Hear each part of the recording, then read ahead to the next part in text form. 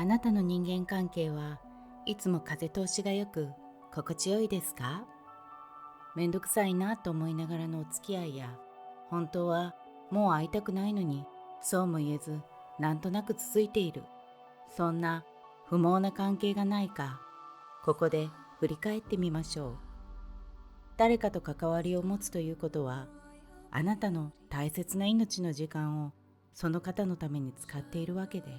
そこに時間の無駄だなと感じるようであれば、その関係はも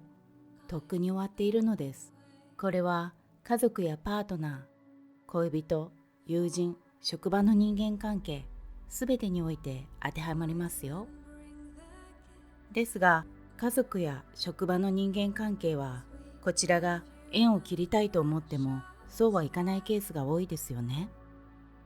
そんな時は、決められた時間内で、これも業務の一環と割り切るといいでしょう。家族関係ならば、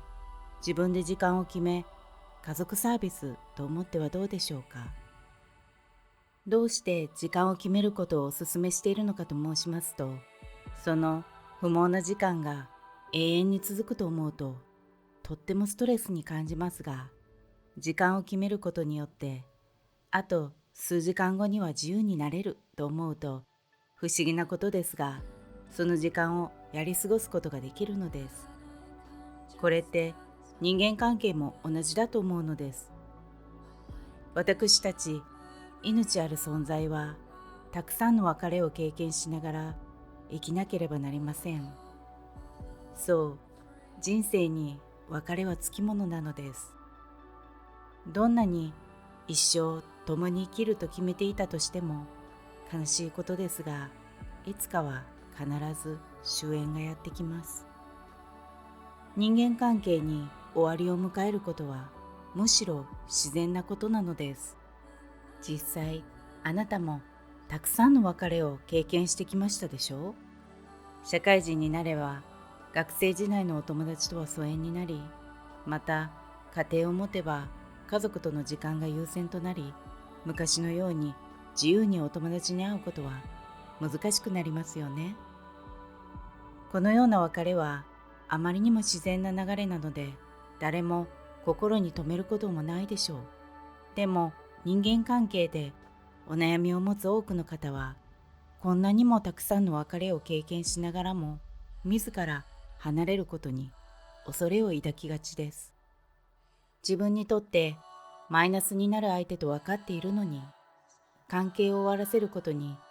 罪悪感を抱き、そうできないのですね。自然な別れとしんどいと感じながらも続けてしまう関係、一体そこにどんな違いがあるのでしょう。どうしてその関係にだけ執着してしまうのでしょうか。自分にとって重荷に感じる関係なのに、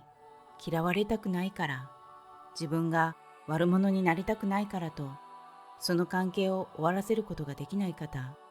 案外いらっしゃると思うのですが、ノーと言わないことで失っているものがあることを、あなたはご存知でしょうか。最後までお聞きくださりありがとうございます。続きはまた来週。ごきげんよう。ナモアミダ仏。